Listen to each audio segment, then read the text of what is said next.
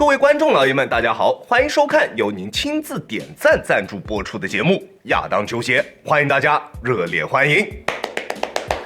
KD16 出来已经很长一段时间了，网上各种测评也不少，再加上这一双鞋的外观，我是真的不喜欢。其实是 KD 这一个系列一直以来最让人把持不住的这个乳腺癌配色，都很难勾起我的兴趣。但是还是有很多观众老爷们想让我来评价一下这一双鞋，都说我不出视频，他们拿不定主意。那既然你们都已经这么说了，我还能说啥，对吧 ？OK， 今天我就来给大家分享一下这一双 KD16 在我这一段时间的穿着下来体验究竟如何。KD16 一上手的第一感觉就是整体的鞋型十分臃肿，再加上跟莫兰特一代类似的这一个胖头鱼的俯瞰视角，和它较为厚实的内部填充，这一双鞋的外观造型就给我一种廉价且有一些笨重的感觉。不过它的重量分布非常均衡，拿在手上的重量也十分精致，单只 42.5 码的重量控制在了400克以内，仅为397克。耐克这2年推出的篮球鞋在重量方面的控制确实做得都非常出色，400克以上的篮球鞋很少见，而它穿在脚上的体感重量也还算不错，不会成为我们在球场上的负担。在脚型适配方面，耐克的鞋楦调教依旧是各大品牌当中独一档的存在，鞋楦的宽度适中，适用于大部分的脚型，只要脚型不是特别宽，选择这一双鞋都可以得到不错的适配。在尺码的选择方面，我平时耐克穿 42.5， 李宁穿42，这一双鞋我选择 42.5 还是比较合适的，你可以适当参考一下。但是它的鞋头依旧是这2年耐克非常喜欢的这种尖头造型，而且这一次这一双 KD16 上面的这个尖头造型对于实战确实会有所影响。我的脚型略微偏窄，并且已经存在一点点母外翻的情况了。穿上这一双鞋之后，能明显感觉到 KD16 鞋头上方的富裕空间并不小，脚趾在鞋内抠出个2室一厅问题不大。虽然我的脚存在着一定的母外翻，但是它鞋头处的鞋面依旧会对我的大脚趾形成一定的挤压。在实战的过程中，鞋头处的鞋面跟我的脚趾会一直产生摩擦，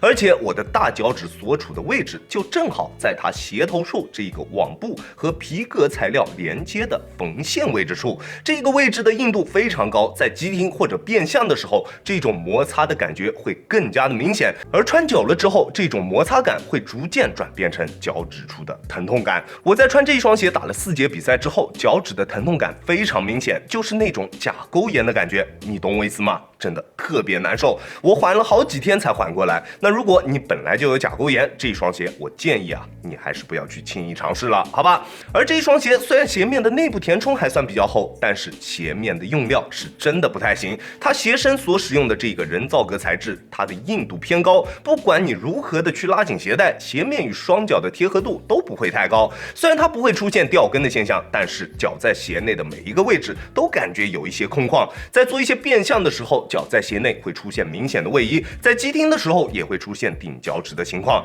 整体的动态锁定真的没有办法令我满意。而且较厚的内部填充也就意味着它在透气性方面不会有太好的表现。如果夏天你想要穿这一双鞋出去打球，还是要做好心理准备，好吧？虽然它的鞋面支撑确实没有任何问题，不管做什么动作，它的鞋面都可以很好的兜住我们的双脚，但是除了强度之外的其他各个方面，这一双鞋的表现都很一般，甚至可以说是比较差的。这样的鞋面不管给它配多好的中底都是白搭，而且不得不说，这双鞋的中底体验真的确实还不错。大家也都知道，这一代的 KD 在纸面配置上相比之前几代有着一定的倒退，前掌 Zoom 后掌 LSO， 但是在实际的穿着体验方面，它的表现反而会比之前几代都要更好一些。前掌的气垫弹力十足，再加上中底的 TPU 支撑片，在突破的时候，脚底下的气垫能够提供给我们非常明显的力反馈，而后跟的 LSO 也能提供给我们比较不错的脚感，但是后跟的缓震极限并不是特别高，对于大体重的球员来说可能会不太够用，而且中底的整体重心也明显偏高，加上它较低的鞋帮高度，穿它打球的时候心里面总有一种不太踏实的感觉。好在它的整体稳定性没有太大的问题，宽大的大底造型加上合适的中底材料硬度，崴脚的风险并不大，这一点大家可以放心。而它在中底过渡滚动感支撑抗扭各方面的表现都非常不错。除了了足弓支撑方面稍微差点意思之外，其他没有什么特别明显的短板。但是它糟糕的鞋面表现真的就逮下了这一个还算不错的中底，真的是非常可惜。在大底方面的表现也只能算是非常一般的一个水平，在干净的场地上确实能够很好的抓住地面，但是过于密集的纹路导致了这一双鞋很容易吸附灰尘，在有灰尘的场地上需要不断用手去擦着鞋底，才能保证脚底下有够用的抓地力。好在它的大底橡胶有着不错的硬度表现，在硬度计的测试下，度数在70以上，用来打室外的塑胶场地，倒也确实会是一个比较不错的选择。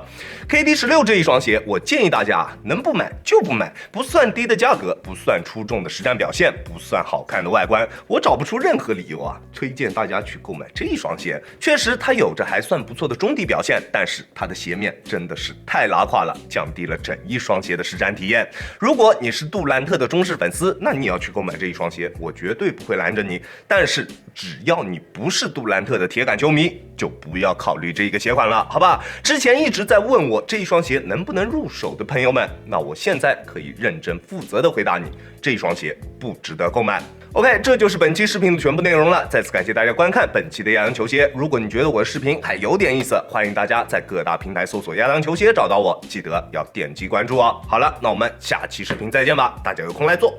，Peace。